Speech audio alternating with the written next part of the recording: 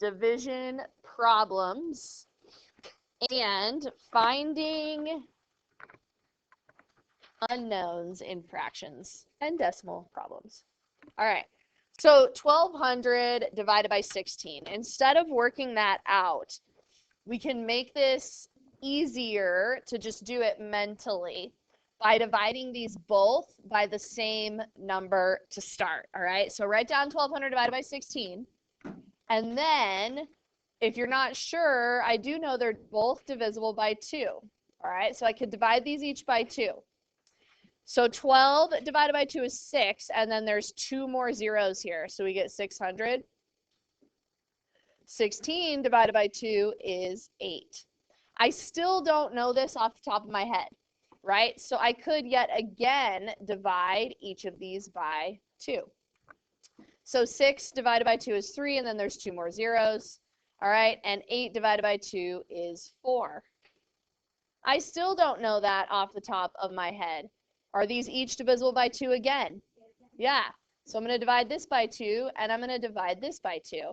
300 divided by 2 is what? 150.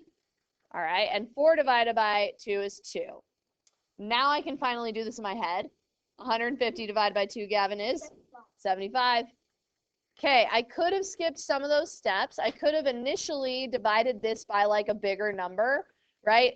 Maybe divide this by 4, right? So I could have started by dividing these each by 4, which would be 300, and divide that by 4, divided by 4, and then divided by 2, okay, to make it easy.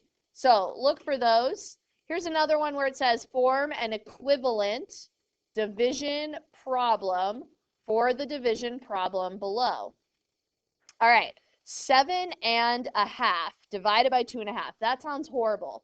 Because they both have a half, could I times each of these by 2 to see if it's easier? Yeah, 7.5 plus 7.5, or 7.5 doubled, right? I'm timesing by 2 is what?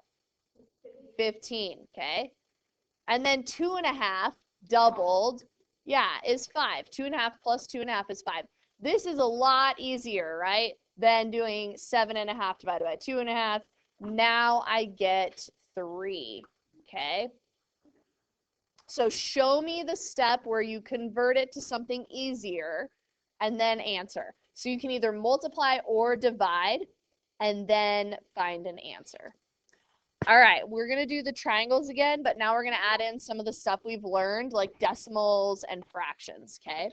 So if you have a minus sign right here, that means that your triangle is going to be a minus, minus, plus triangle. The plus always goes on the bottom.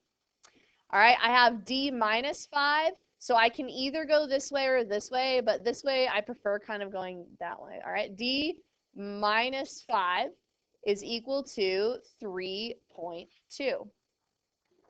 That means if I want to find D, I need to do this lovely thing, which you need to show me, right? D equals 5 plus 3.2.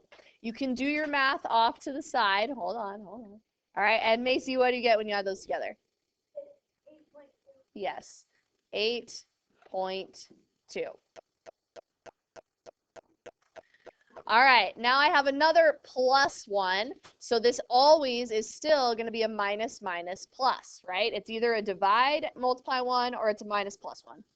All right, and so we need to put this where on the triangle, you guys?